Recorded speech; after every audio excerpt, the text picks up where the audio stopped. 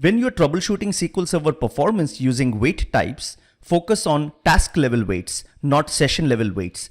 Here is a quick example. In this scenario, user 1 creates a in-flight transaction. Let's go and execute this query. This is going to update a record, one row affected, but remember, neither rollback nor commit, which means this is an in-flight transaction.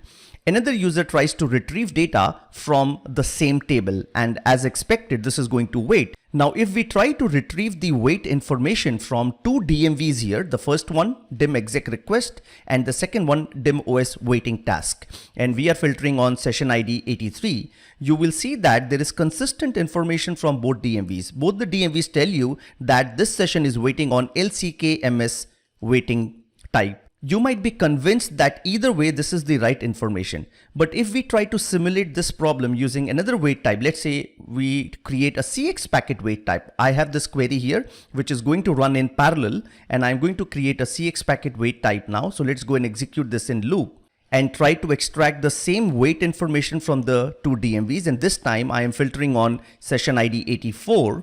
Let's go and execute this. You will see that the session level DMV dim exec request gives you async network IO, while the waiting task DMV gives you CX packet information. So the focus should be on task level waits, not session level waits, because session level waits could be misleading. Well, this was a very quick demo. If you want more such demos and in-depth detailed tutorials and demonstrations, visit sqlmaestros.com. If you want these scripts, just write a mail to connect@sqlmaestros.com. I also have an exclusive newsletter to which you can subscribe, bit.ly/connectwithab.